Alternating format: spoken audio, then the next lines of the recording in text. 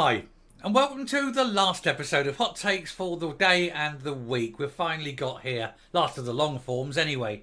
And so we'll end the day and the week on something a bit amusing. Ian Blackford, the humble crofter, has been fact-checked. Obviously not by the SNP's own fact-checking service. Set up by, I think, was it Pete Wisher or Keith Brown? One of the two. One of them set up this fact-checking thing so that things can be checked. Well, anyway, you bet it wasn't them checking it, because the humble crofter himself has come out and said something that's oft been said and yet oft been proved to be complete load of rubbish. And so he's sitting there now, and he's probably quite upset at the fact that he has been shown to be an idiot. But you'd think someone who, with a sort of a background of him working sort of banking and finance and that, would understand how numbers worked.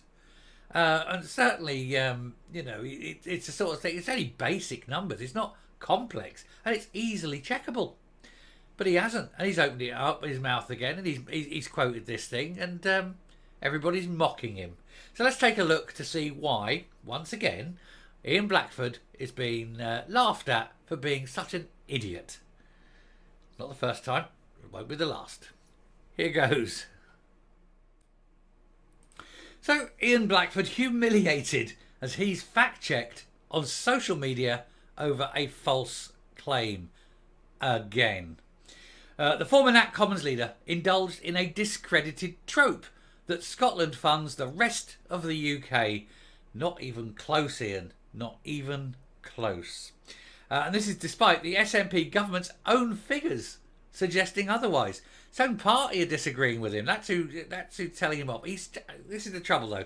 He gets it in his head. Oh, we've got to do this. It's nothing. We say it. Because they tell themselves so many lies, they end up believing the bullshit, don't they? Or in lamb shit, in his case, I suppose. Ian Blackford, I hope he's only raised now. I don't want to think, we know he's a bit of a shagger, so, you can make your own jokes up there, folks. I didn't want to ram it home. Anyway, there's a lot on this, but I'm not going to fleece it. Ian Blackford has been left humiliated after being fact-checked on social media over a claim that Scotland keeps the UK afloat.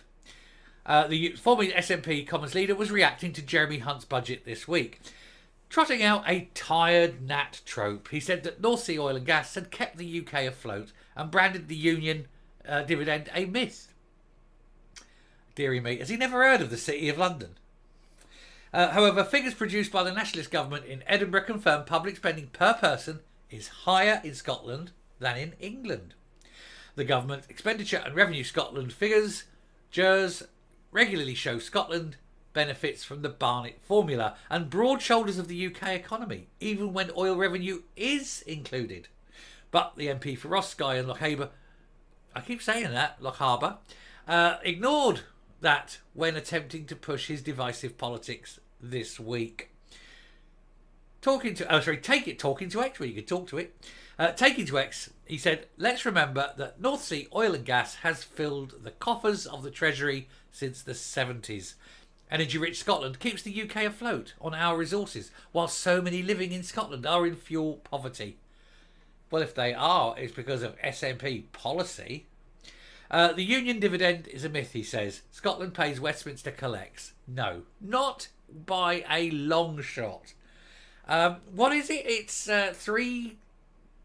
it's half a trillion? Half a trillion pounds comes out of the city every year? Something like that, 500 billion?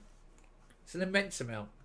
Anyway, a community note has now been added to his post, setting out the true position. It included a link to the latest GERS figures on the Scottish Government's website and states, there is no evidence that Scotland keeps the UK afloat. That's because it doesn't. Scottish Government data in GERS showed Scotland with a substantially higher deficit than the UK, including a geographical allocation of oil and gas revenue. And there was plenty of criticism for him on social media. So there's his post. I was saying, got the community check on it because it's full of crap. But then so's he so often, isn't he? That's when he's not full of Greg's.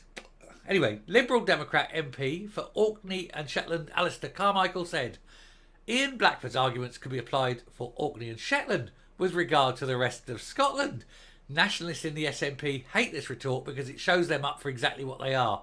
Not progressive, open and generous, but regressive, parochial and self-centred. And if there's anyone more self-centred than Blackford, I've yet to see it. Blackford, as we know, thinks only about one thing. Well, two things. Greg's is the other. But that's why he's got, you can you imagine? He spent hundreds of pounds on underwear for the new bird, didn't he? God, at least I hope it's for her.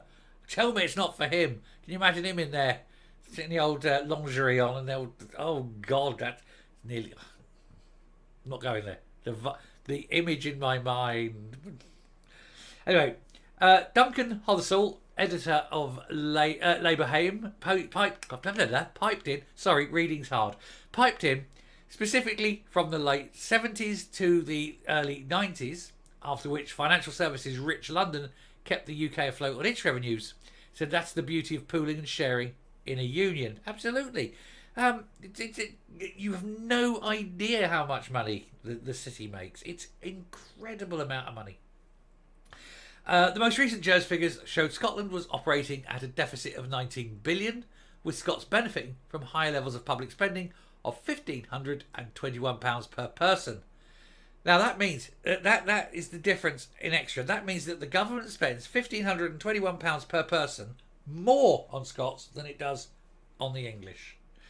And yet all these nats are sitting there saying, oh, England are bastards, England are awful, England is terrible. Well, you'd be buggered without that money. Anyway, he said the data is compiled by the Office of the Chief Economic Advisor of the Scottish Government, with overall responsibility falling on the Chief Statistician. Do you know that 63% of statisticians are killed by apprentice statisticians?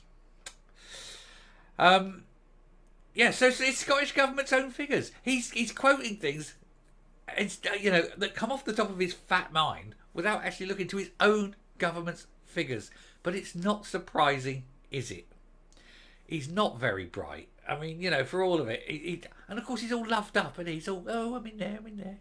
God. Anyway, I shall finish there. We shall round this off. I'll come up and we'll finish the video. And indeed the day. So there we go. Blackford's wrong again. Who'd have thunk it? Anyway, it's been a good week. It's been a good day. It's going to be a brilliant evening because I'm going to go and have some beers now. I will do a few more flash videos coming up and keep an eye out for anything that breaks there. By the time you're watching this one, hopefully you will have gone and watched Stephen McGinger's video. I've done the link. The link went up. I did a flash video at 2:30. Then I put a link up at 5. If you haven't yet seen it, go to the 5 o'clock video. It's a little one. It'll be a black frame with my cartoony face on. Click on that. There's a link pinned comment.